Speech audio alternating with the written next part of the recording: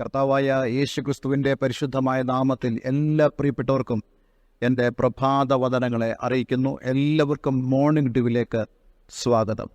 കഴിഞ്ഞ കുറച്ച് ദിവസങ്ങളായിട്ട് നമുക്ക് വിതക്കാരൻ്റെ ഉപമയിൽ നിന്നും ചിന്തിക്കുവാൻ തക്കവണ്ണം കർത്താവ് നമ്മെ സഹായിച്ചു. ആദ്യത്തെ വിഷയമായിട്ട് ദൈവവചനമാകുന്ന വിത്ത്, രണ്ടാമത് ദൈവത്തിൻ്റെ വചനം വിതറുമ്പോൾ അല്ലെങ്കിൽ വിത്ത് വിതയ്ക്കുമ്പോൾ ചിലത് വഴിയരികിൽ വീണു, അടുത്തത് ചിലത് പാറസ്ഥലത്ത് വീണു. ഇന്ന് നമ്മൾ ചിന്തിക്കാൻ പോകുന്നത് ചില വിത്തുകൾ മുള്ളിൻ്റെ ഇടയിൽ വീണു. ഞാൻ നേരത്തെ പറഞ്ഞതുപോലെ ദൈവവചന കേൾവിയുടെ വിവിധ അവസ്ഥകളെക്കുറിച്ചാണ് നമ്മൾ ഈ ഉപമയിലൂടെ ചിന്തിക്കുന്നത്.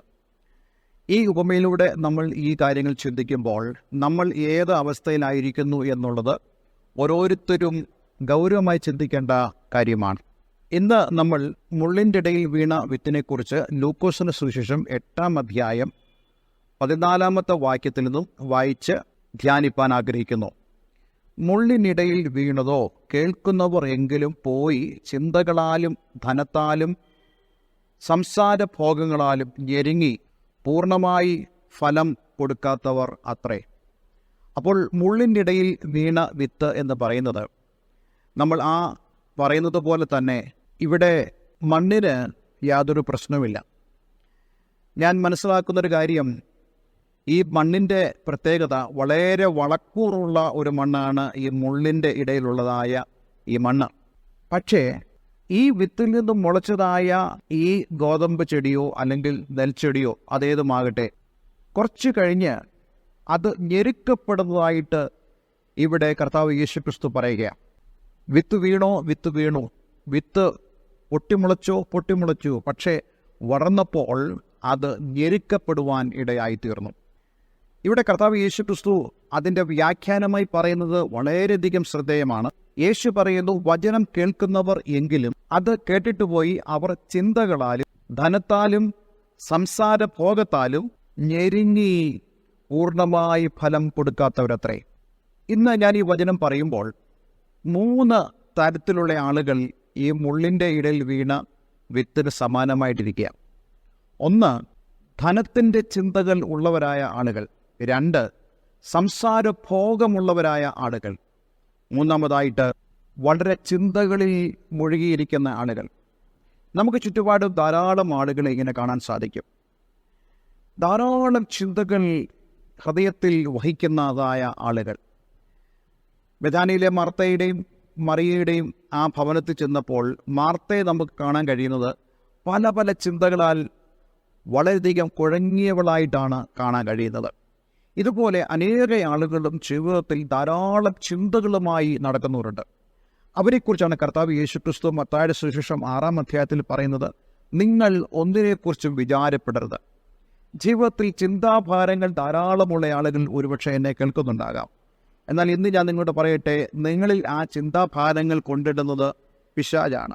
ദൈവത്തിൽ നിങ്ങൾ ആശ്രയം വയ്ക്കുകയാണെങ്കിൽ നിങ്ങളുടെ ചിന്താഭാരങ്ങളെല്ലാം ലഘൂകരിക്കും. കാരണം കർത്താവ് പറഞ്ഞിട്ടുണ്ട്, ഞാൻ നിൻ്റെ ഭാരത്തെ ഏറ്റെടുക്കാം, ഞാൻ നിൻ്റെ ഭാരത്തെ വഹിക്കാം. നമ്മൾ ഈ ചിന്തകൾ വഹിച്ചിട്ട് യാതൊരു പ്രയോജനമില്ല. യേശു പറയുന്നുണ്ട്, നിങ്ങൾ വിചാരപ്പെടുന്നതിനാൽ നിങ്ങളുടെ നീളത്തോട് ഒരു മുഴം പോലും കൂട്ടുവാൻ നിങ്ങൾക്ക് സാധിക്കത്തില്ല. കാരണം നിങ്ങൾ വിചാരപ്പെടുന്നതുകൊണ്ടല്ല നിങ്ങളുടെ ജീവിതം അനുഗ്രഹിക്കപ്പെടാൻ പോകുന്നത്, മറിച്ച് ദൈവം നിങ്ങളുടെ കാര്യങ്ങളിൽ പ്രവർത്തിക്കുന്നതുകൊണ്ടാണ്, നിങ്ങളോടുകൂടെ ദൈവമുള്ളതുകൊണ്ടാണ്. ഇവിടെ മറ്റൊരു കാര്യം ഇവിടെ പറയുന്നുണ്ട്, ധനത്തെക്കുറിച്ചുള്ള ചിന്ത. പല ആളുകളും എപ്പോഴും പണം എന്നുള്ള ചിന്തയിൽ ജീവിക്കുന്ന ആളുകളുണ്ട്. പണം വേണ്ടെന്നല്ല, പണം വേണം, പക്ഷേ പണം ആവശ്യത്തിന്, പണം കൂടുതൽ ഉണ്ടാകണമെന്ന് ആഗ്രഹിക്കുന്നവർ, എപ്പോഴും പണത്തെക്കുറിച്ച് മാത്രം ചിന്തിക്കുന്നവരായ ആളുകൾ. 3-മത്തെ ആളുകളായി ഇവിടെ പറയുന്നു സംസാരഭോഗമുള്ള ആളുകൾ. എന്ന് പറഞ്ഞാൽ എപ്പോഴും സംസാരിച്ചുകൊണ്ടിരിക്കണം. ഈ സംസാരഭോഗങ്ങളുമൊക്കെ നമ്മെ വളരെയധികം ബാധിക്കും. അതിൻ്റെ അർത്ഥം നമ്മൾ സംസാരിക്കരുതെന്നല്ല പറയുന്നത്, മറിച്ച് ദൈവത്തിൻ്റെ വചനം നാം കേൾക്കുമ്പോൾ ആ വചനത്തിനനുസരിച്ച് ജീവിക്കുവാൻ നാം നമ്മെ തന്നെ ഏൽപ്പിച്ചു കൊടുക്കണം. ഒരു കാര്യം സ്പഷ്ടമാണ്, ഒരുവൻ ദൈവത്തിൻ്റെ വചനം കേൾക്കുമ്പോൾ ആ നിമിഷം മുതൽ ദൈവത്തിൻ്റെ പരിശുദ്ധാത്മാവ് ആ വ്യക്തിയിൽ പ്രവർത്തിക്കാൻ തുടങ്ങും. എന്തുകൊണ്ടാണ്? എൻ്റെയും നിങ്ങളുടെ ഉള്ളിൽ ദൈവത്തിൻ്റെ വചനം വീണതുകൊണ്ട്. ദൈവത്തിൻ്റെ വചനം നമ്മളിൽ വീണ് കഴിഞ്ഞാൽ ദൈവത്തിൻ്റെ പരിശുദ്ധാത്മാവ് ആ വചനത്തിൻ്റെ ആ പ്രവൃത്തി ഏറ്റെടുക്കുകയാണ്. പരിശുദ്ധാത്മാവ് ആ വചനത്തിലൂടെ നമ്മോട് ഇടപെടും, നമ്മളോട് സംസാരിക്കും. ഇടയ്ക്കിടെ വചനം നമ്മളെ ഓർപ്പിക്കും.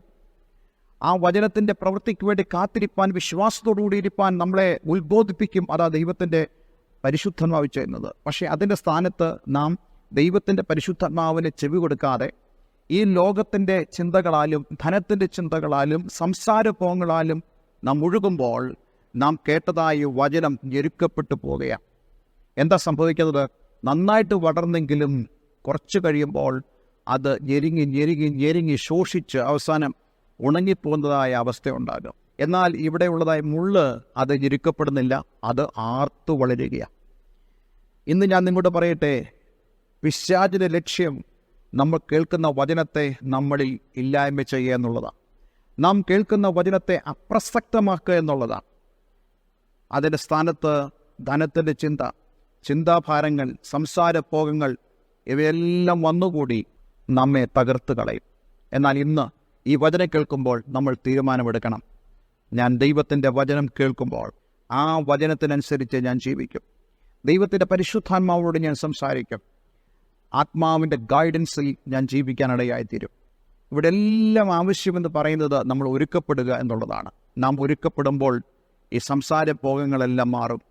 നാം ഒരുക്കപ്പെടുമ്പോൾ നമ്മുടെ ചിന്താഭാരങ്ങൾ മാറും.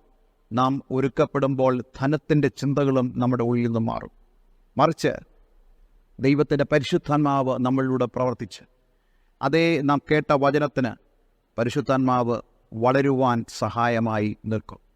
ഇന്ന് ആ കൃപ അനുഭവിപ്പാൻ കർത്താവ് നമ്മെ സഹായിക്കട്ടെ. ഒരു നിമിഷം നമുക്ക് ദൈവത്തിന് പ്രാർത്ഥിക്കാം. സ്വർഗീയ പിതാവേ, ഞങ്ങളെ കേൾപ്പിച്ച ഈ വചനത്തിനായി സ്തോത്രം. പലപ്പോഴും ഞങ്ങൾ വചനം കേൾക്കുന്നവരാണ്, താൽക്കാലികമായി ഞങ്ങൾ വളരുന്നവരാണ്, വളരെ വലിയൊരു അഭിവൃദ്ധി ഞങ്ങളിൽ കാണാറുണ്ട്. പക്ഷേ വളരെ വേഗം ഞങ്ങളുടെ ചിന്തകളുടെ ആ ഒരു സ്വാധീനം കാരണം പലപ്പോഴും ധനത്തെക്കുറിച്ചും സംസാരപോങ്ങളാലും കർത്താവെ മറ്റുള്ള വിഷയങ്ങളാലും ഞങ്ങളുടെ ഉള്ളിൽ പാകപ്പെട്ട ആ വചനമാകുന്ന വിത്ത് ഞെരുക്കപ്പെട്ടു പോകുന്ന അനുഭവങ്ങളുണ്ട്. എന്നാൽ ഈ ദിവസങ്ങൾ അതിൽ നിന്നും ഒരു വിടുതൽ പ്രാപിപ്പാൻ അങ്ങയുടെ മക്കളെ സഹായിക്കണം.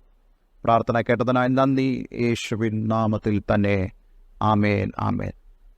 ഇന്നത്തെ വചനം നിങ്ങളുടെ ജീവിതത്തിൽ അനുഗ്രഹപ്രദമായി തീർന്നു എന്ന് ഞാൻ വിശ്വസിക്കുന്നു. തീർച്ചയായിട്ടും ഞങ്ങളെ വിളിക്കുക. അതുപോലെ തന്നെ ഞങ്ങളുടെ വാട്സപ്പ് ഗ്രൂപ്പിൽ അംഗങ്ങളായി തീരുവാൻ നിങ്ങൾ ആഗ്രഹിക്കുന്നെങ്കിൽ മെസ്സേജ് അയയ്ക്കുക. നമുക്കൊരുമിച്ച് മുന്നേറാം. കർത്താവ് എല്ലാവരെയും അനുഗ്രഹിക്കട്ടെ. Have A nice day. God bless you. Thank you for watching Morning Dew.